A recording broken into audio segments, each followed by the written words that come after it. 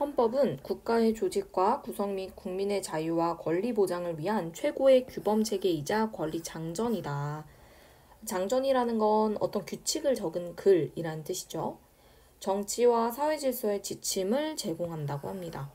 근데 우리가 헌법을 살면서 처음 들어보는 건 아니잖아요. 법 위의 법, 우리가 수호해야 할 법이라고 보통 알고 있죠.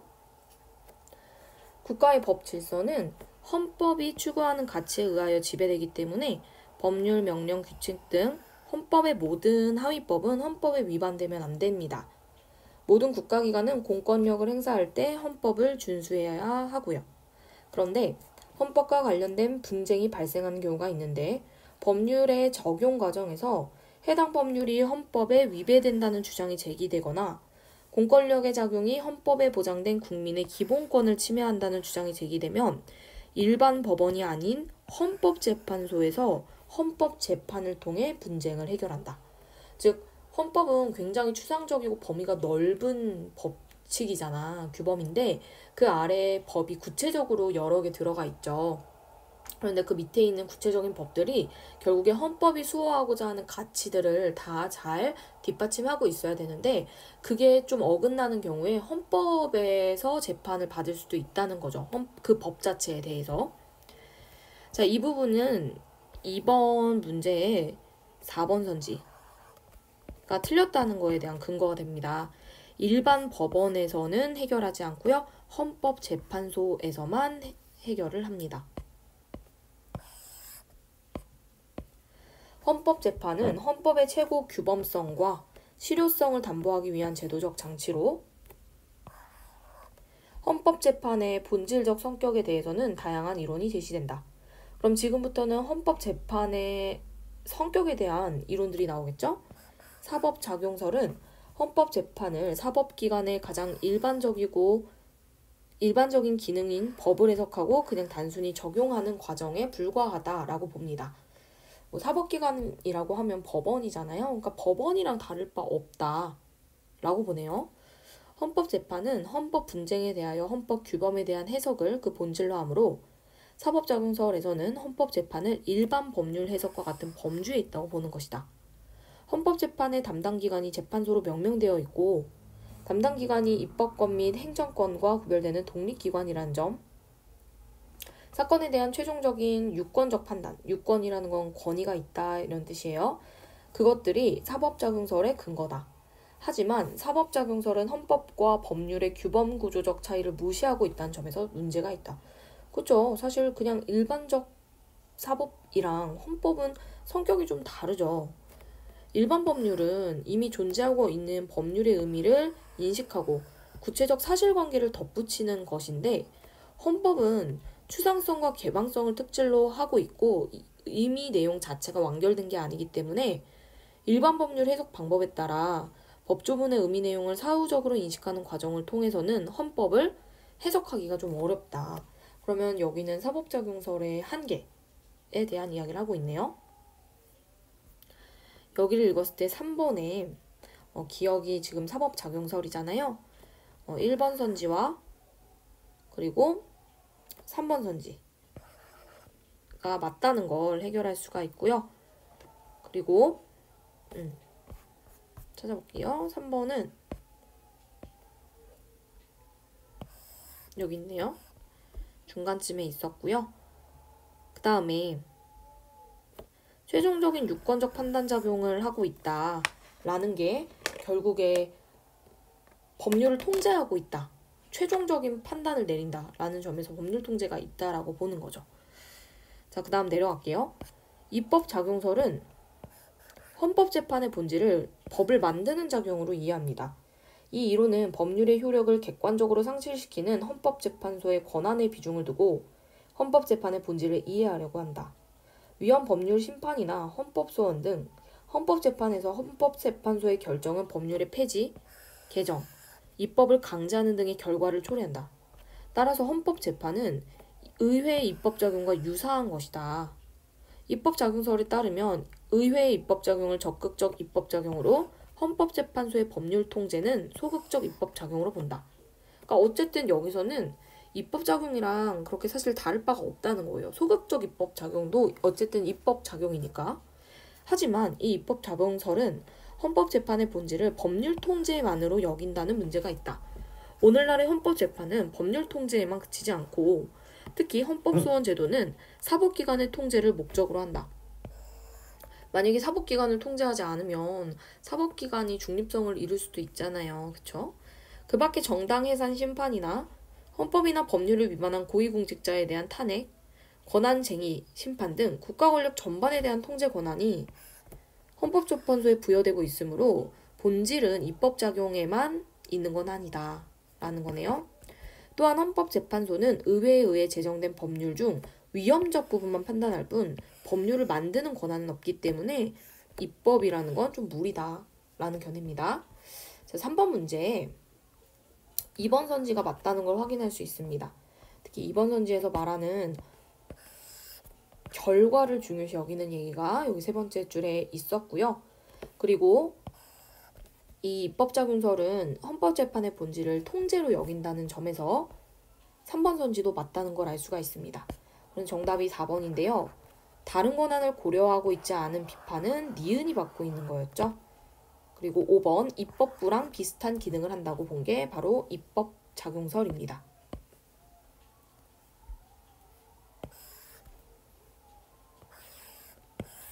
네, 그래서 3번 문제 해결이 됐고요. 그리고 2번 문제 잠깐만 가보면요. 이번에 5번 선지.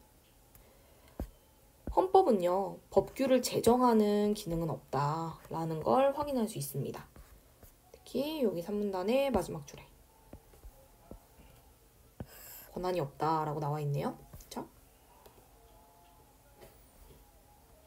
색깔을 바꿔서 했다. 자, 그 다음 마지막 정치작용설은 헌법재판을 정치작용으로 보는 견해로 칼 슈미트가 주장했다. 슈미트는 정치적 속성을 지니는 문제들은 소송을 통해 결정할 수 있는 성질의 것이 아니라고 했다. 어떤 규범이 존재하고 그 규범의 구성 요건에서 구체적 사안이 포함될 수 있는 경우에만 법관이 판단할 수 있는 법적 분쟁이 된다고 할 수 있는데 헌법은 재정권자의 정치적 결단의 산물이므로 정치적 법인 헌법을 둘러싼 분쟁은 결코 소송의 대상이 될 수 없다는 것이다. 따라서 헌법의 내용과 관련된 문제점이나 의견들은 전형적인 법적 분쟁 해결 방법으로는 결정될 수 없고 헌법재판이라는 정치적 성격을 특성으로 가지는 헌법을 해석하고 적용하는 과정이기 때문에 실질적으로 정치적인 성격을 가진다고 합니다.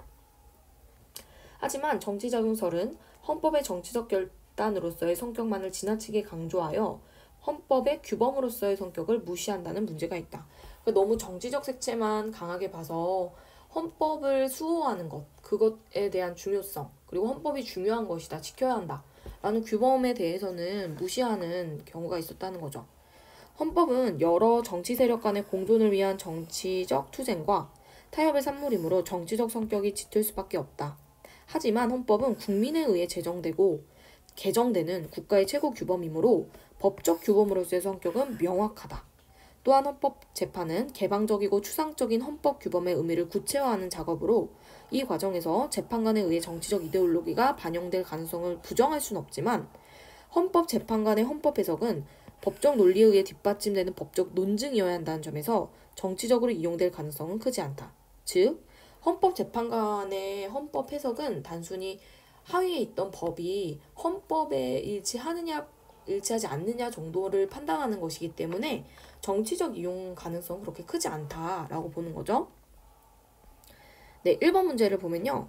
헌법재판의 종류가 뭐가 있고 그걸 사례를 든 적은 없습니다. 재판의 과정을 얘기한 적도 없고 비교한 적도 없습니다. 네, 본질적 성격에 대해서 3가지 이론들의 내용을 소개했고요. 각각의 문제점 제시를 했었죠. 그리고 헌법재판을 통한 권력 및 규범 통제에 대한 얘기는 나와 있지만 이걸 뒷받침하는 이론은 없고요. 그리고 헌법재판을 통해 국가체계의 권력을 강화하는 과정을 말한 적은 없습니다. 네, 이번 문제 마무리를 해볼게요. 헌법재판소가 제정한 규범 아닙니다. 헌법은 국민이 제정하죠. 여기 나와 있죠? 그리고 2번이 이제 정답인데,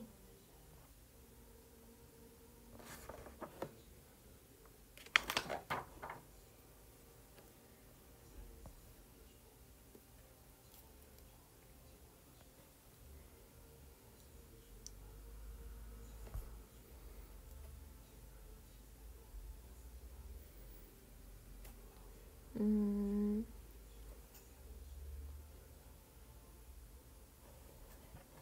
2번. 이 문단의 첫 번째 줄에 있었죠? 이게 정답이었고, 그리고 3번이 틀린 이유는요. 헌법은 수정하지 않고요. 보통 공권력을 행사하는 과정에서 기본권 침해가 발생하면 헌법에 맞지 않는 법률을 보통은 수정해야 하는지를 판단하는 거죠.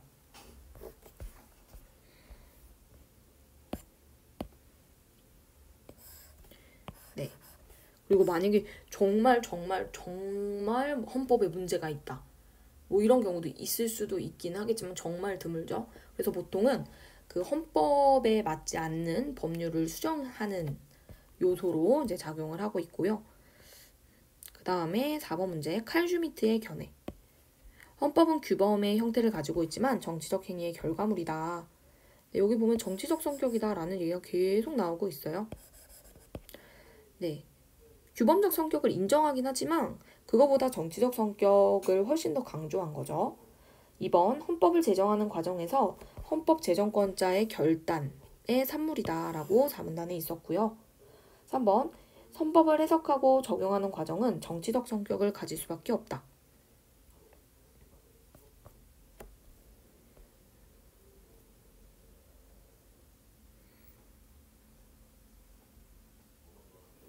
네, 여기 나와 있네요. 그 다음에 전형적 사법기관의 해결 방법으로는 해소될 수가 없다.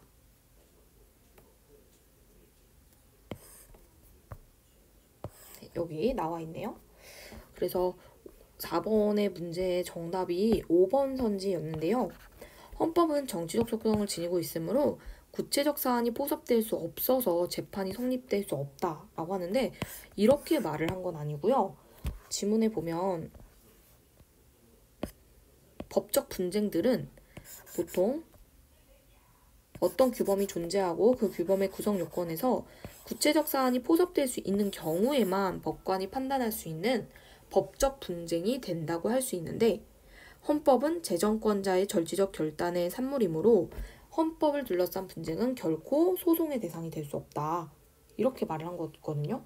그래서 헌법은 정치적 산물이어서 일반적 소송이 될 수 없다는 얘기지 이게 헌법 재판이 성립되지 않는다.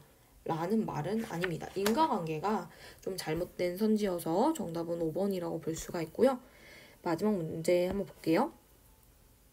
헌법재판 중 하나는 위헌법률 심판인데 법률이 헌법에 합치하는지를 판단하는 제도다. 민사소송이나 형사소송의 재판 과정에서 그 사건에 적용된 법률이 위헌의 소지가 있을 경우 법원의 직권이나 소속 당사자가 신청을 받아들여 법원이 제청한다. 헌법재판소가 위헌을 선고하면 해당 법률은 결정이 이루어진 날로부터 효력을 상실하게 된다. 자, 한번 사례를 볼게요. 땡땡땡 씨는 타인을 모욕하는 표현을 하였다는 혐의를 받아 네모네모 법원에서 형사재판을 받게 되었다. 원고 측인 검사는 공연히 사람을 모욕한 자는 1년 이하의 징역이나 금고 또는 200만 원 이하의 벌금에 처한다는 형법 제311조를 적용하여 땡땡땡 씨를 처벌해 줄 것을 요청했고 땡땡땡 씨는 이 311조가 모욕의 범위를 지나치게 광범위하게 설정하여 표현의 자유를 침해했기 때문에 위헌의 소지가 있다며 위헌 법률 심판을 신청하였다. 헌법재판소는 이 법이 위헌이 아니라고 판결하였다. 자, 이게 정답이 지금 5번이죠. 헌법재판소의 결정 이후 제기된 네모네모 법원의 재판에서 피고인 땡땡땡 씨는 311조에 따라 여부를 판단받게 되겠고 맞는 게요. 헌법 자체는 그 법이 하위 법이 헌법에 일치하느냐 불일치하느냐 정도를 따지는 거지 결국에 형법의 적용을 받아서 유죄를 판결을 받는 거겠죠. 1번 헌법재판소는 새로운 법률을 창설하는 권한을 가지고 있지 않기 때문에 형법 제311조를 그대로 유지하는 결정을 하였군. 근데 이거는 이 권한을 가지고 있지 않아서가 아니라 표현의 자유를 침해하지 않았다라고 판단했기 때문이고요. 2번, 형법 제311조의 내용이 완결된 것이 아니기 때문에 구체적으로 해석해주는 역할을 한다. 헌법은 추상적이죠. 3번, 유권적 판단작용을 하여 가해자의 행위가 피해자를 모욕하지 않았다는 결정을 하였군. 헌법은요, 그 가해자의 행위를 판단하지는 않습니다. 그냥 그 법률을 판단하는 거고요. 그리고 가해자가 피해자의 기본권을 침해했다고 생각한 게 아니라 국민의 기본권을 침해하지는 않았을까라는 걸 생각해서 법률 심판이 열린 거라고 볼 수가 있겠죠.